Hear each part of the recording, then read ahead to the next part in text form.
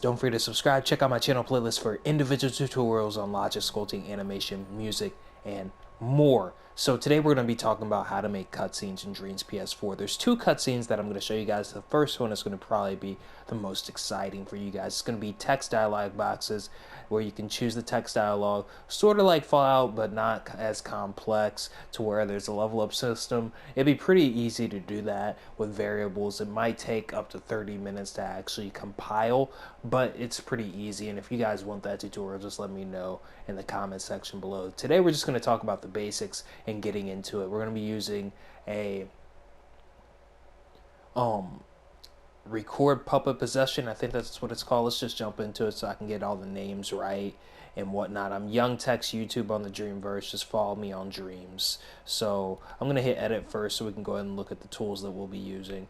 First of all, in order to get my homie here to move, I use the puppet possession. You can use this for your 2D games too, but if you use it for your 2D games, just don't put this in a timeline. I think you can't put that in a timeline. I haven't messed around with the procedural walk settings with it within the puppet. Like if I was to do this, well, no, not that.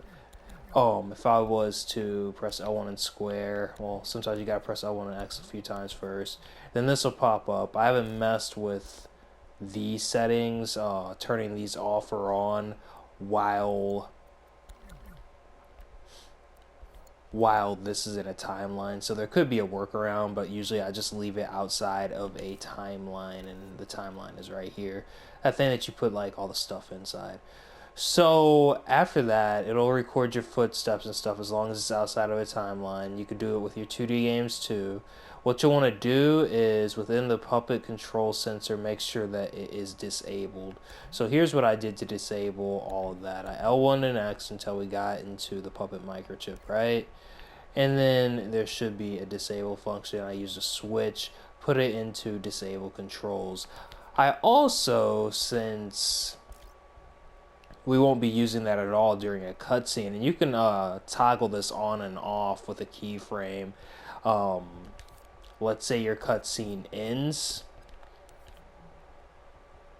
on end trigger, use a keyframe, have the keyframe on keep changes, record the keyframe, and then put it back on force possession or remote control with the force possession option on. You shouldn't have to click that unless you have to with your keyframe. And then make sure your keyframe's on keep, and make sure the power for the keyframe is connected to the on end trigger into the power. And then you can move your character again after the cutscene. So, and then you might want to make sure this turns off with the keyframe also if you're going to use that. Just have this on, and then you can begin the cutscene.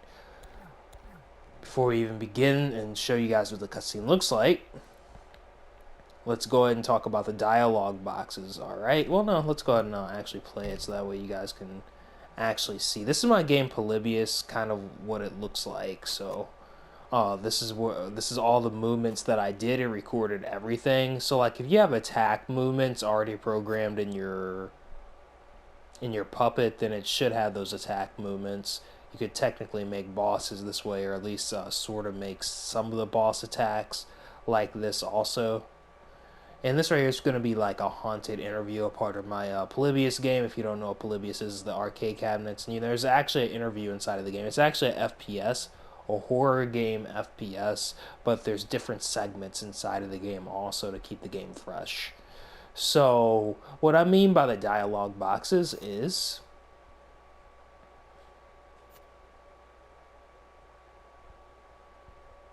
this right here.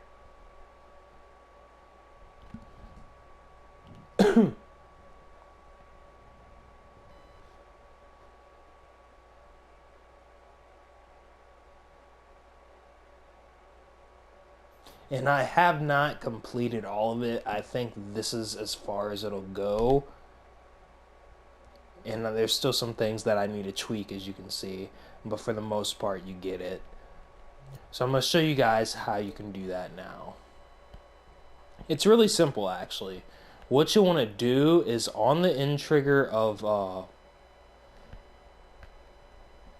whenever your puppet possession end trigger ends, or whenever it stops, on the end trigger it'll send off a signal. Connect that to a keyframe. Let's go ahead and find the keyframe.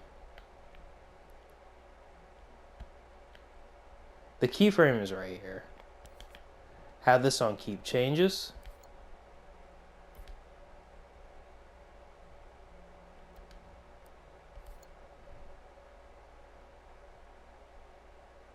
And pretty much make it to where it turns on the first dialogue. The dialogue thing can be found right here.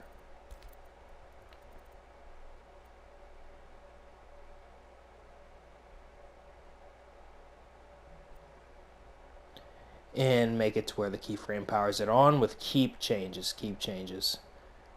And then assign your button presses. You can go ahead and put this right here. That's this right here.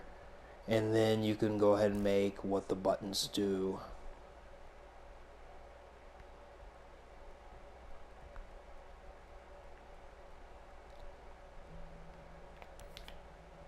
Make sure these are all on keep changes.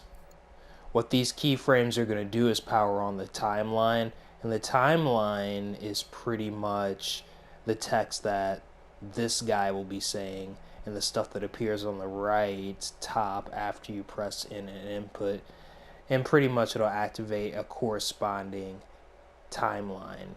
So this one activates that, and that's pretty much a text that'll pop up here corresponding to the question you're asking as a character. Then on in trigger, what it's going to do, what all of these timelines are going to do with the first questions, the first set of questions, is it's going to power on the second text dialogue displayer for the next set of questions that you can ask. Make sure that the keyframe that every one of these timelines has is on keep changes. That's very important. And then pretty much essentially you'll be doing this until you're finally done with the asking questions. What you can do is actually link these together by clicking both of them, then linking them together. That way when you copy it, it gets really easy to edit the text and assign the inputs on the dialogue text displayer.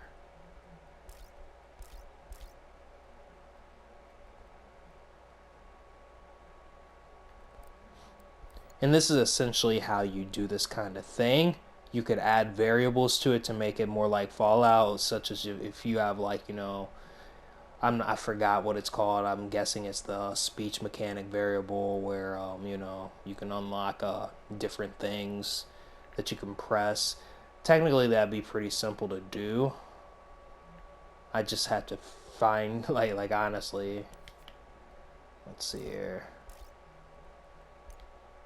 Yeah, if this variable, this is what you'll need. Calculator, variable. So this right here is your speech or whatever it's called in Fallout. I honestly forgot. I love that game though.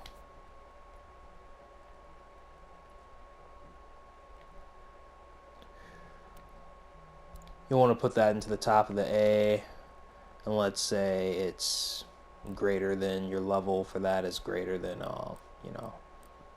5 or whatever it is. Then what it'll do is activate a keyframe that's on keep changes. You don't actually want to press keep changes, and press triangle if you want to remove things from the keyframe that you record. What you'll want to do is have it on keep changes, press L1 and X on it, then just do this, and then put this into the power of this keyframe. And then once you're a high enough level, you'll be using a variable modifier to do that, and that can be found in here, right here, and it'll modify this variable right here with the same name. Once this is high enough, sometimes you have to press the play button. Sometimes you have to rewind it. And as you can see, it's high enough and it turned this on. And then you have an extra speech dialogue that you can use. And that's essentially how you do the Fallout stuff like that. I think somebody was asking how to do that, so we just covered it in this video. So I hope you guys enjoy the video. Don't forget to subscribe. Check out my channel playlist for individual tutorials on logic, sculpting, animation, music, and more. And check me out on the Dreamverse. I'm Young Text YouTube on the Dreamverse. Peace out, guys. Thank you guys so much for your time, and I hope you guys have a great day.